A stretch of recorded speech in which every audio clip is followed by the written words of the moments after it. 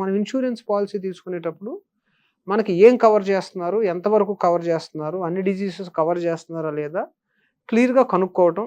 And quality, can I get the best quality available by the time I get disease. కొత్తగా ఏమైందంటే కొన్ని insurance కంపెనీలు మేము రోబోటిక్ని surgery cover చేయట్లేదు. యూ హ్యావ్ అన్ ఇన్సూరెన్స్, వాళ్ళు వస్తారు మోకాల మార్పిడికి, మేము రోబోటిక్ని ఇవ్వమండి డబ్బులు, ఎందుకంటే మీరు ఇన్సూరెన్స్ చేయించుకున్నప్పుడు బహుశా that was not there. These are the things that are constantly going on. So అది నువ్వు ఇన్సూరెన్స్ తీసుకున్నది బెస్ట్ ఆఫ్ ఇట్స్ కైండ్, ఆ రోజు ఏముందో ఆ వైద్యం చేయించుకోవడానికి మనం తీసుకుంటాం insurance. Correct. So you have to be very careful why choosing your policy. ఆ కంపెనీ యొక్క క్లెయిమ్ డినయల్ రేట్ ఎంత ఉంది.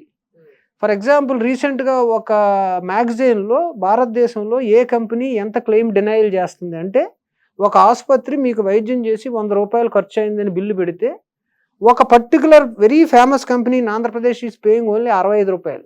Oh my God. ఎవరైతే ఇన్సూరెన్స్ ద్వారా హాస్పిటల్ దోసేస్తాయి అనుకుంటున్నారో వాళ్ళందరికీ ఈ హాస్పిటల్కి ఎంత లాస్ వచ్చి ఉంటుంది. 100 రూపాయలు నీ ఆపరేషన్కి వచ్చినాయి, వాళ్ళు నీ వైద్యానికి వచ్చినాయి అనుకుంటే వాళ్ళు 65 రూపాయలే పే చేస్తున్నారు. నీకు మాత్రం 100 రూపాయలు పే చేసినట్టు బిల్ పంపిస్తారు. Okay, because you are paid cashless, right, మీరు discharge. So there are so many hidden things which the common man చూడదు. సో దీని అంతటికీ కూడా మడ్డ పాపం ఎదురుకుండా కూర్చున్న డాక్టర్కే అంటుకుంటుంది.